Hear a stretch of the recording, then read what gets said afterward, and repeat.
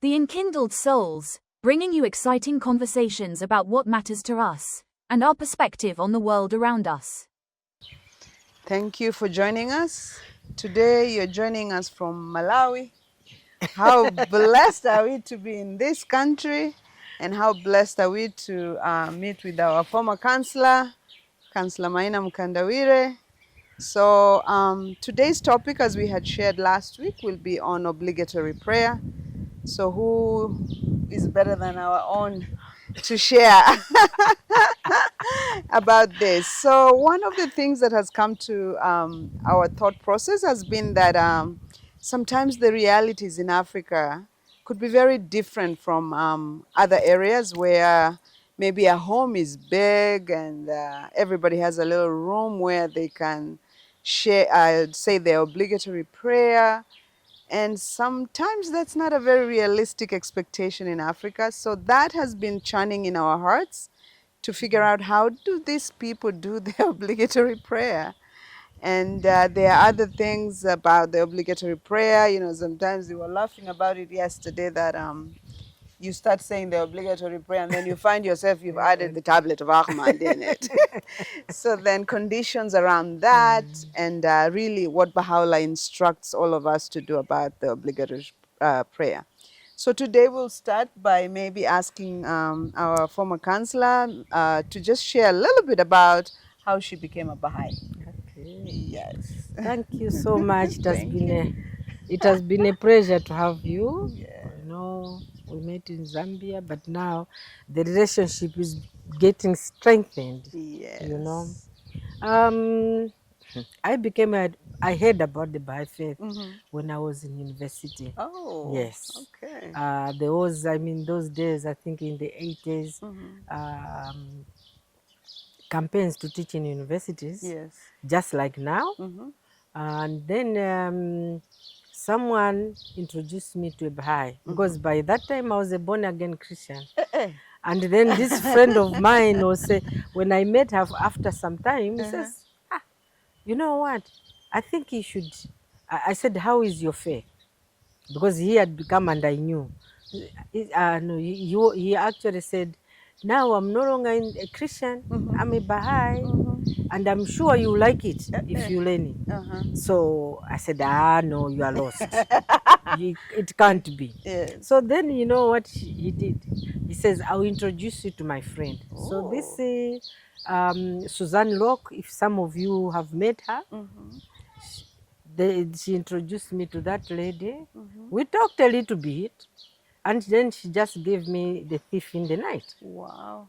Yes. So that the book they gave me. Yes. But in university, I was in third year. I said, I don't have time for this. Oh, it's a small book. Yeah, but then I'm a science student. My Yes. life was, half of my life at university was in the lab. Yes. So I said, I put it on my shelf. Until I finished school, I started work. Yes. And where I started working as a teacher, there was a Baha'i who was a deputy head of the school. And by that time, I didn't even know that he was actually a board member. So, you know, the trend of the Baha'is, they say, oh, we have given her a book. Please, can you ask if she has read it or not? Then this man, very polite, Mr. Gary Merende, was really polite and say, yeah, Auntie Susanne told me you have her book. Have you read it? Do you have questions? Yeah, like then I started dodging, you know. Yeah, I started dodging. I said, I don't have this one. Then one time, then he had put some prayer, you know, some quotations in the staff room. Oh, okay. So one of them was, is there any removal of difficulties? Wow. So when I saw it, I said, what kind of English is this one? Is there any removal of difficulty? You know, it doesn't really sound, you know, like anything. And the teachers were making jokes. Then I said, okay. Then next time he invited me for a fireside at his house, which was next. It was just my next door neighbor. I kept on refusing, refusing, dodging, until then I said, but he's my boss, let me go. I may lose my job I here. may lose my job here. Yeah. Let me go and listen to them. So first time I think I went alone. Then the second time I went with my husband. We were newly married at that time. Oh, Very good. newly married. So then we started asking questions.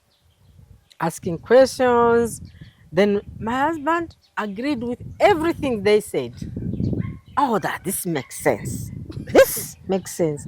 Then for me, I would still be asking because I was reading the Bible and so on. So then I said, let me go and read. The whole night I read Thief in the Night. I can imagine. You know? Can't put it Then down. I started having a lot of doubts in what I thought I knew. You know? And it didn't take long. Maybe within 3 months, Suzanne came back into the picture and was taking me to this meeting and that meeting. And then I was interested, but I had the questions. I brought in my brother, Uncle T. I brought him in because he was just a lost soul and he was searching everywhere for something that could make meaningful. So I said, okay, let's go and listen. So would listen, my husband would listen, but eventually, Suzanne, I think they knew that I was really getting caught up and really a lot of things were making sense to me. Then she was taking me, if she goes into the village, and I would translate for her. Towards the end, she was not talking. I was talking the whole time myself. Then This is before you declared? Yeah. Oh, wow. Yeah. So I was talking all the time because I knew, it goes like this, it goes like that. Yeah. Then when I came back from such a trip, that's when I asked my husband, I said, you know what, I think I want to be a Baha'i. And then he said, go ahead. Oh, Me not at this moment until now, you know, but yeah. So that's how I became a Baha'i, basically. But in the process, one of my brothers became a Baha'i. The other one that we were also bringing in didn't. But eventually, I have two sisters who became Baha'is, and two other brothers who became Baha'is. They may not be strong in the faith, but they are there. That is very good. That is wonderful. Thank you for sharing. That's how I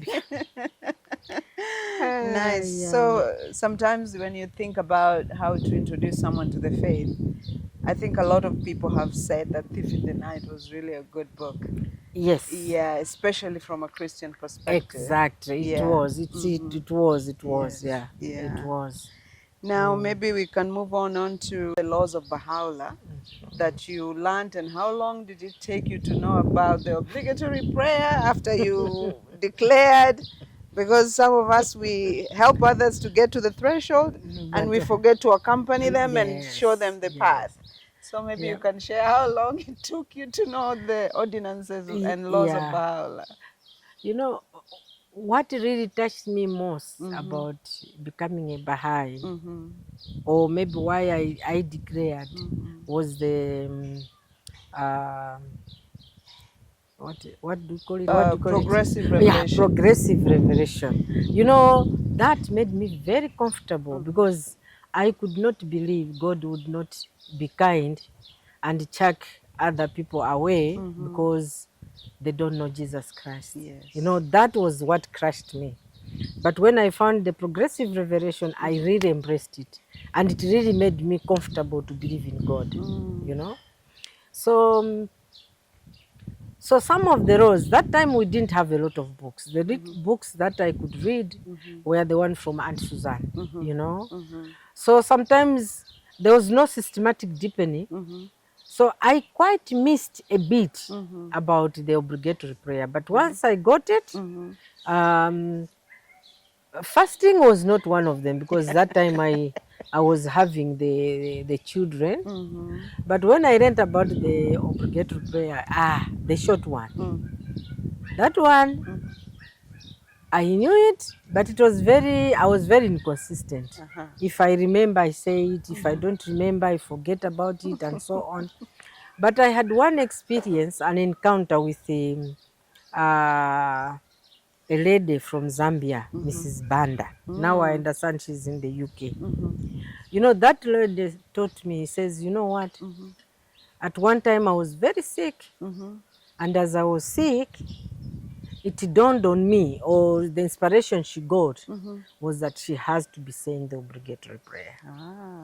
You know? So I said, but which one? The obligatory prayer is so long, I can't do it. So he says, no, you can even say the short one, but I would advise you to do the long one. Very good advice. So that was 1993. Wow. You know? So I said, so this, how would it work? I tried, I would say it, you know, putting the book up, my head down. You know, I really felt like it was a bother. Then I asked someone, I said, after that encounter, then I met a Baha'i in Malawi, a very, a Persian, whom was, we said was my sister-in-law, married to my brother. So this brother also said, how do you manage the obligatory prayer, you know, the long one? I feel when I'm trying to do this and then I'm reading, it's not like I'm saying the obligatory prayer. So she said, okay, what you can do is just memorize the parts that you can. But then it was also not normal. How can I just memorize that? I tried to memorize in isolation. It did not work. So you read in the history, maybe for example, you find that the men usually would be chanting the obligatory prayer in their room and so on. Then I said, no, this can't be. Okay. Then I tried. Then I started doing that. But if in that process of trying to read while, you know, with your head down, how do you read when your head is down? It means maybe the posture is not correct. But somehow, after like almost a year, I found that I have memorized the whole obligatory prayer. So then it was not a problem anymore. The only problem now that I was facing was how consistent can I be? So I set up my time that every time I wake up, because I mean, it was, as you are growing, your life is also very busy. Yes. You know, with children. The moment I come out of my bedroom, then don't forget about I can't say it. For the rest of the day. In the evening, you find that I'm so tired. I cannot even say it. All I would say, okay, I forgive myself. In the morning, I have still a chance to say the short one in the afternoon. You will set your alarm. That one doesn't even work at all. So then I said, and then sometimes you have lipstick, you have powder, then you realize I have to wash my face. And I didn't bring the makeup kit. And what do I do? You become messy, you know. I said, no, this doesn't work. Okay, I'll wait until it's just about sunset. Then you find the sun has set. You say, and then it's 8 o'clock, like one of my brothers said, no, you can go as far as 2 hours. You know, I think the Kitabi actors also says that. 2 hours. You find that one is lost and you don't know where it has gone. But then eventually, I think by 1995, I can remember, I really set time when I could really sit down, say my prayers, read my writings. And that's how now I really became set in saying my long obligatory prayer. The short one, I know about it, but I cannot confirm.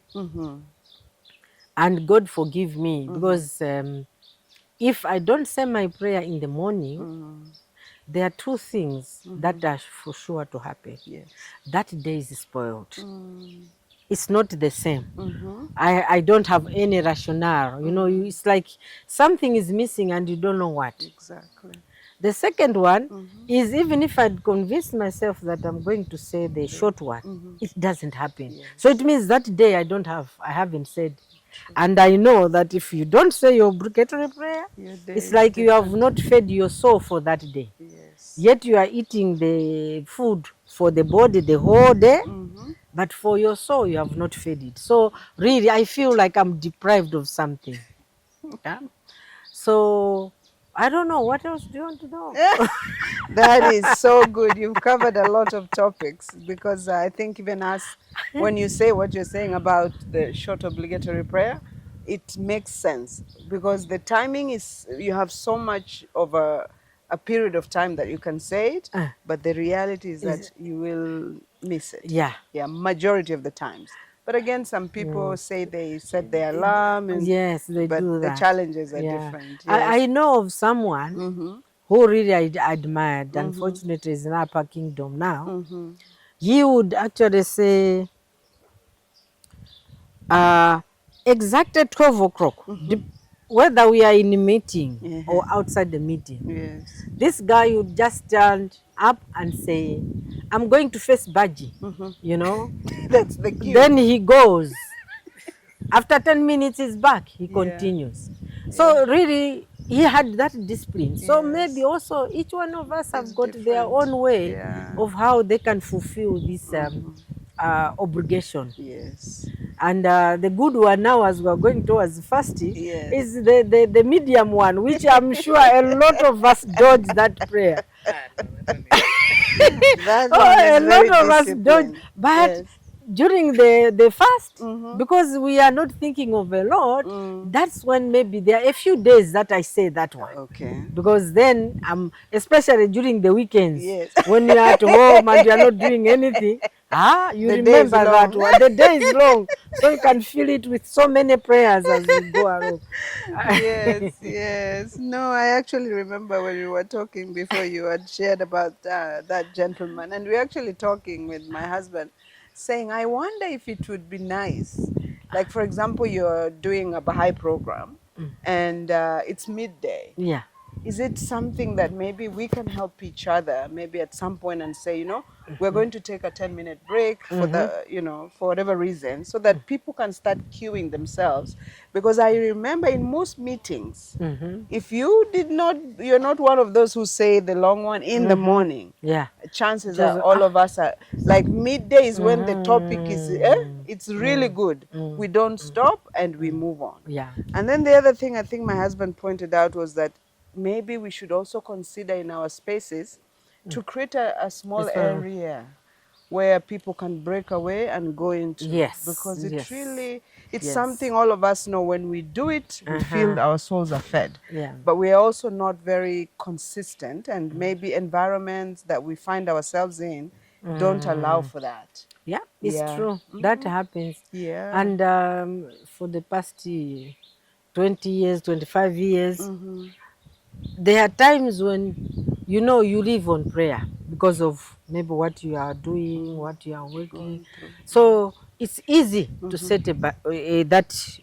But sometimes you are sharing a room with people. Then what do you do about the obligatory prayer? Yes. Well, I mean, for some of us, it was not difficult. You go to the toilet, you just say it, the short one, because you know, I didn't say it in the morning, but now I go, it's like I'm going to the toilet. The short one is really a savior. It though. really is when you're in But those if you have got meetings. the luxury of time Yes. that you can discipline yourself, I'm not saying the wrong one is the best, but really, they said no matter what, each one of them will suffice. Yes. You know? Baha'u'llah has given us Yeah, that. Yeah. So let's take advantage of that. Yes. Really, I think even like me personally, with my husband, who's not a Baha'i, I may have enough rooms. I've gone round the house, you know, to say where I can put my mat and say my obligatory prayer. I always come back to the bedroom, you know.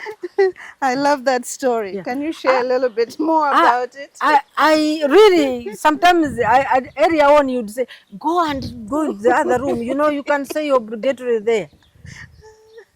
It doesn't work. I always have that space in my bedroom, and I sometimes, as we are partners, He has just grown to know me, to say when she's there, she's saying her obligatory prayer. I don't have to make noise. If I was listening to anything, Yes. I have to reduce the volume so that she can have her time. Yes. The Enkindled Souls, bringing you exciting conversations about what matters to us and our perspective on the world around us. We bring you thoughts and ideas that inspire us. Join us every Friday as we dive deep into ideas that move and shape our world. And then, since I had set the time, Yes. you would know this is the time for me to pray. So if I miss the time, you come back and say, no, you are late. Your slot has been taken by somebody else. love God that. is listening to someone else. You have missed your time, you know. So really, and also, you know, with that, Yes. and he knows that if I don't say my prayers, it won't be good, Yes. you know. And him not being a Baha'i, it really helped me to try to live the life. Yes. Because since we were searching together at the beginning, he knows about the faith. Yes. There are certain things when even I do, you'd say, you are a Baha'i, you can't do that. You know? You are a Baha'i, you can't do that. Yes. I was trying to rear chickens and there was no food for chicken. And then someone says, oh, I have a bag, come and buy. So I bought. I brought it home and he asked me, how did you get that bag? I said, someone who works at the company sold it to me. He said it was his. He says, you are encouraging someone to steal. Oh. You can't do that. You are a Baha'i. Oh. I tell you, those were the last chicken I reared. I reared, really. Because I was going to say, if this continues, where am I going to get it? You know, something like that. Simple as that. And then And it he just can pick it up. Yeah. he says, you're a Baha'i, you can't do that. That you know? is so good. So, really, I thank him on the other hand because he has made me a stronger Baha'i. Very good. You know? Yeah. Than maybe if it were together, I would just say, You don't in our do- custom, we would say the man is the leader, you know. Whatever he says, if he says don't go to church today, you don't go. Or go to the don't do this, we don't. So really that has helped me so much. Yeah. So now that you're touching on culture, I'm sure you have been in many places, different African homes, different situations. What do you think, how can you maybe explain a little bit when people are in a small house, what do parents do? Because Baha'u'llah has said this is a private thing, but in some homes, all you have in a home is one room. One room. Yes. And the different situations that you've seen, maybe you can share a little bit about that. Yeah. No, I think depending on the belief all of you are. If they are your children, really, I had I can share a small experience with my children. Because by 10 years, all of them would be out of the house going to boarding schools because I would be traveling so much. So even if they're at home, of course my husband tried his best. If I'm not around, if they are home, you take them to the Baha'i center for children classes, and you tell them, don't think your mother is not here and you're not going to the Baha'i center. I'm going to drop you and I'm going to take you back. And that's what he used to do if I'm not around. And that's why maybe my children have grown up being Baha'is or at least trying to become Baha'is, you know. So, but again, it's that respect together. And when my children were home, would always have evening prayers and I would, as soon as they started learning how to read, I would give them some little books to read, and each one every day would read a page or a chapter, and in the evening would be sharing. You know, we would be sharing what they've read and so on. And if you have not read, you'd be in trouble because you can't go 2 days and you say, I haven't read anything. No. And for my children, I think that was also one thing that helped them to be a bit stronger, maybe than I was, because they were exposed to Started. literature, Yes. you know. And then the last bit was with the two little ones, when they are growing, when they reach 15. I was literally on them and say, have you said your obligatory prayer? Oh. Yeah. Especially during the fast when we were together. Have you said your obligatory prayer? Okay, we are not breaking the fast. Go and say your obligatory prayer Wow, first. that is really You know, good. so it was like really forcing. I don't know now that they are not in my house, but really they can always remember that my mother would say, have you said your obligatory prayer? Before we say the fasting prayer, Yes. you have to say obligatory prayer. That is nice. I Yes. think it's very helpful for a family to have that flexibility, because I think a lot of us Baha'is, we feel like Baha'u'llah has said it, you don't have power over others, so you Yes. shouldn't be doing it. But Yeah. in a family setup, No. I think it really helps, because sometimes even for me, my husband will remind me, oh, you've said your obligatory prayer. It's not like he's telling me I have to, but just that night, reminder. Yeah. Yeah. When we are adults, Yes. yes, it's a reminder. Yes. But when they are children, Yes. no, that one is not A a, duty. it's not, it's a duty to the parent. It's a duty to the parent to say, Baha'u'llah, God has given me you to, and I have a responsibility towards you. Yes. I have to teach you all I know, so that when we make a choice to become a Baha'i or not, you know what you are talking about. Because sometimes we just leave our children, sometimes like in some Baha'i homes, Yes. they declare, but they don't know anything about the Exactly. faith. Yes. You know, that is not good, because it's us who have failed to show them the way. Yes. I remember there's a story that Mr. Tahazadeh had shared that him and his home, they used to say the obligatory prayer in front of their children, so that their children could see, because they didn't know how else to teach this. So they decided, us would be saying the obligatory prayer in the living room. So he was hoping that the children Then would seeing. know. Yeah. Yes. I had one, like the last one. Yes. Every morning you'd be coming or for something else, from his room. Yeah, like from, he was what? Maybe 2, 3. He would be coming, just open the door in our bedroom, and you find me saying my obligatory prayer. And you know what he would do? He would come and start doing this. Also, he does those things. After some time, he runs away. Up to now, he talks about it. He says, but mom, I said, but why were you doing that? He says, well, I thought it was some like exercises or something we are doing, So I never stopped when I'm saying my book. I never stopped. Good. Until. So I think one thing. Huh? So I think one thing that I can say is that really, we talk about veils. Yes. That when you are going to start your obligatory prayer, you really have to black out everything. It's not easy. No. It's not easy. You are rushing for something, or something is bothering you. As you are saying your obligatory prayer, you find those thoughts creep in. Yes. And then what do? There are sometimes, like we are saying, I've memorized the obligatory prayer. Yes. But there are sometimes you are saying a certain verse. You don't know how to proceed the next line. And and you stop, and you find the prayer book is there. You move, you go and take the prayer, and you continue. Yes.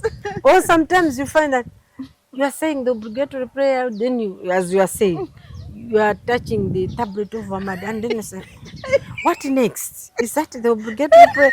Where am I? And you are totally obvious of where you are. But that should not discourage us. That should not discourage us. We have to keep on trying. Yeah. Because that's how we can remove these veils. Yes. We keep on trying and trying. Yes. Yeah. I remember one time I was trying to memorize the tablet of Ahmad. And I knew I had managed it in about 13 minutes. And then one time I'm saying it, and I found I was in 20-something minutes. Exactly. You keep on going, repeating. I'm like, let me get the book. Someone was telling me, he says, you know, when you are saying your prayer, and especially when you say, like even tablet of Ahmad, you have memorized it.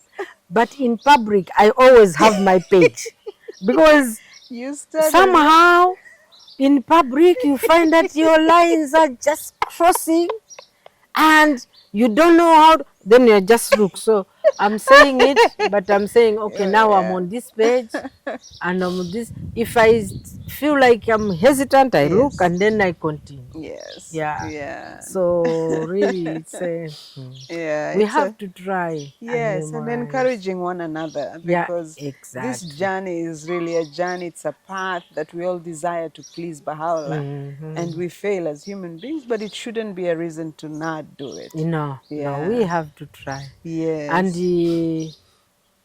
even if you don't eat today, tomorrow you have to eat, isn't it? Right. So even for our spirits, we should really feel that for our souls, we should still feel that we need to feed them. Despite the circumstances. We know the circumstances where maybe it's impossible to say the obligatory prayer, but we are Baha'u'llah is so kind, has given us options. Yes, you know? Exactly. So we just have to do our best, I think. Doing our best all the time. I mean, that's our connection. Yes. Yeah, that's our lifeline. connection. Yeah. So maybe we can touch on some of the exceptions that Baha'u'llah has given.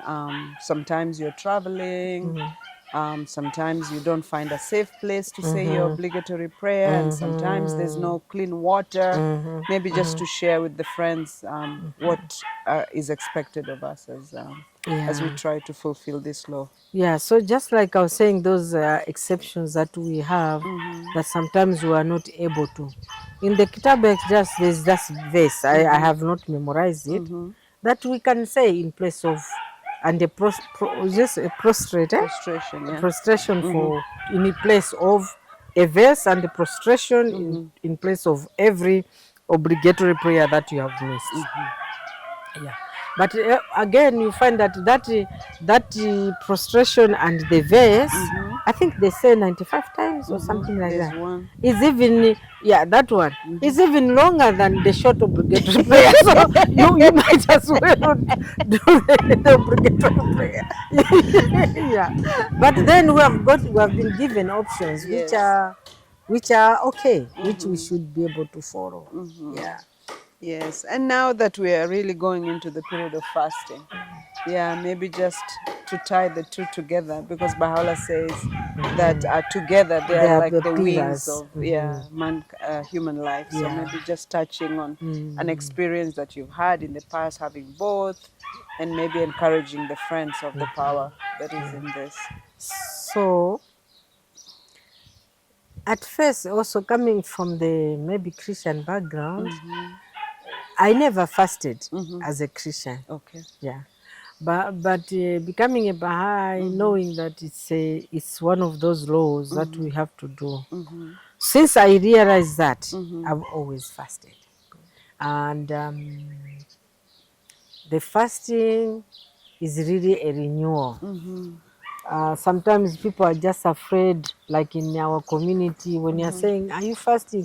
Oh, there's hunger, we cannot fast. I said, but if there's hunger, then it's okay. Because you don't, you see.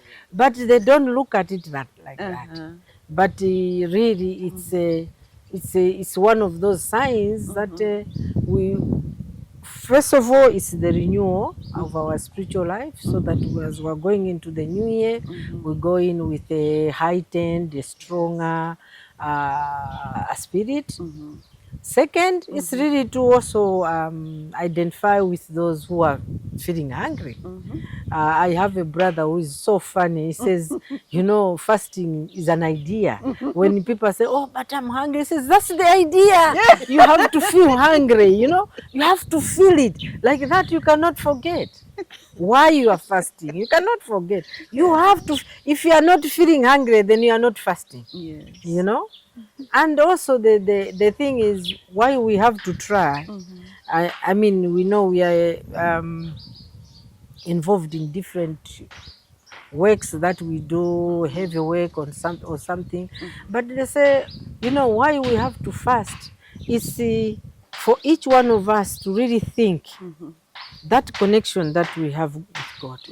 You know, why? You know, we have to remember Him in a particular way during that, and detach ourselves from all these material things that we think we are going to take them in heaven, but we are not. Yes. Yeah. So That's good.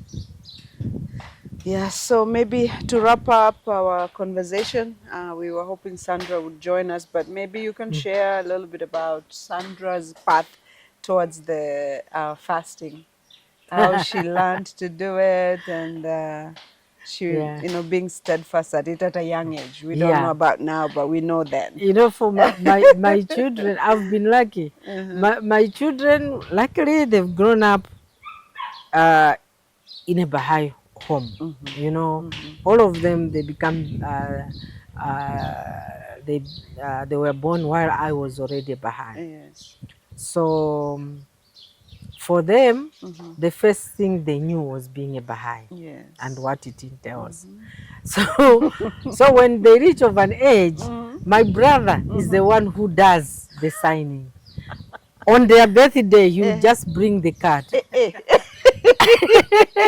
So the declaration, I never had so much influence on them.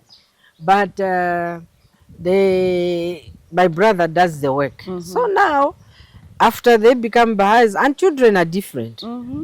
The first two, fasting?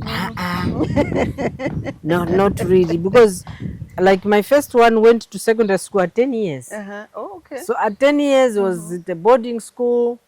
Maybe she when she reached 15, she had actually finished the secondary school. So for her, when she went into university at 16, was it 16? Yeah, she went to university. She's still one of the youngest doctors who graduated at 19, I think, or no, 21. So that's when she went to college, that's when she started fasting. Okay.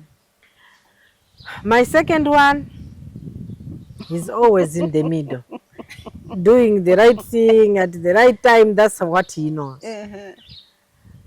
So he was at the secondary school together with Sandra, the last one. But Sandra, once he realized that he's a Baha'i, straight away, he told the authorities, this is fasting time. I will need my food at 5 o'clock. And really, the school really tried. They would provide her own food and so on, that she fasted from the word go.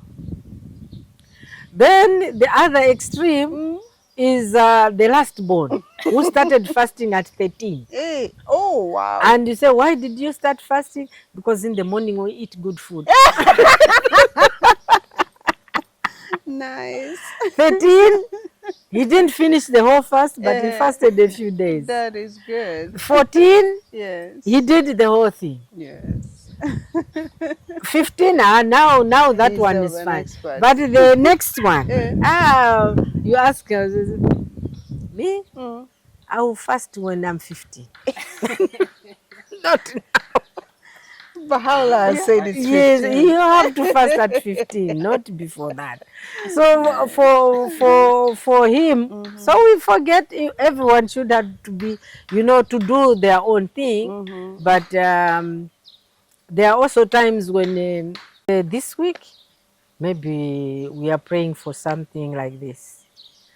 And then we wake up maybe at 5, literally knocking on the doors.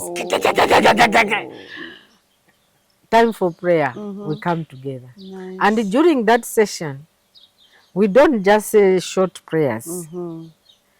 someone has to know I'm reading the fire tablet, someone who read the Marina Yes. tablet of Ahmad. Wow. You know, those wrong ones. Yes. Those are the ones that we choose. Uh-huh. So we read those. Good. We read those Nice. for a whole week. Yes. Then we say, okay, it's We're fine. good. Yeah. Very nice. Then after some time we wake up again. We just have to say, this time we are praying for this. Let us do it to say prayers. So they know the tablet.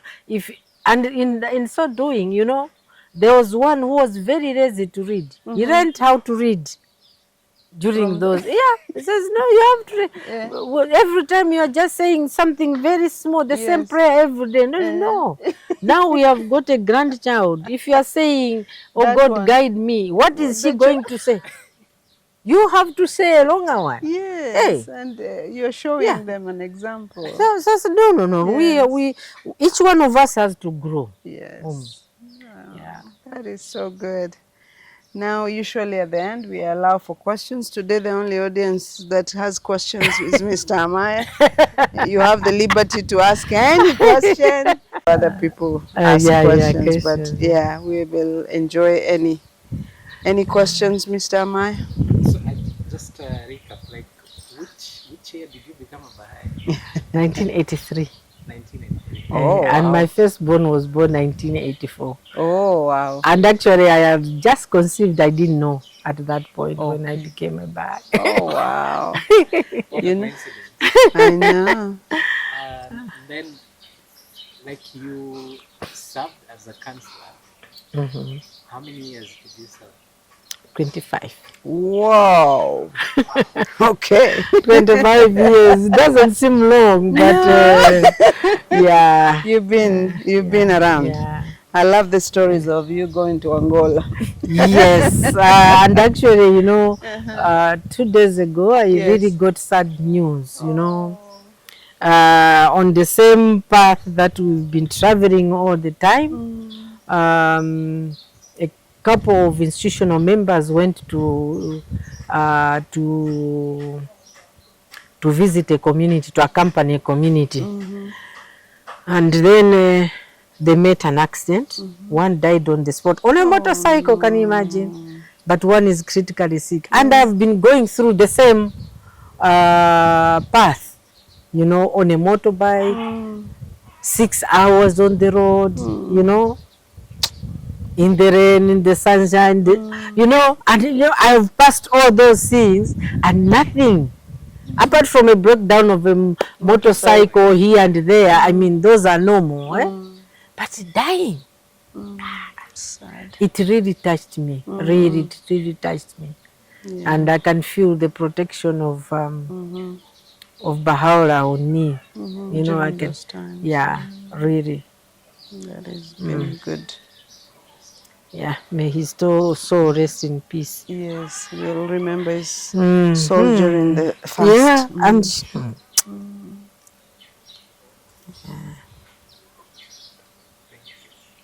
Thank you. And what inspired the foundation of Bambino? That's part of the obligatory prayer. yeah, you know, Bambino, one was maybe something to do with my profession, which teaching in the government school, I couldn't find it fulfilled. Because after teaching 13 years in the government, I didn't feel that challenged as a science teacher. You know, I memorized everything. I could go to class. If I know I'm on chapter 13, I know what I'm going to say, what experiments I'm going to do, and so on, you know. So after doing that for 13 years, and then by that time, I think our son was also very small. We couldn't find a good nursery school to put him in. So that's when I said, maybe I can open a nursery school. I could have easily opened the secondary school because I'm a secondary school teacher, but I said, no, maybe nursery would be better. So I got, after some time, I got a land where at the university, this building here is the one here. So I got land, and then Again, it was not easy to build. We didn't have money, so we had 2 cars. We had to sell one, and then we put it in there, and started really building up. And again, that's the time also I knew a lot of Indians who were helping me to build it up to finish. And then once I had the students, then I started paying them back. That's all. I was cooking donuts. I was selling them. Good. Yeah. So and the donuts money was for paying the teachers. Oh, that's encouraging. At that time, I think I started with three teachers. And donut money was paying you.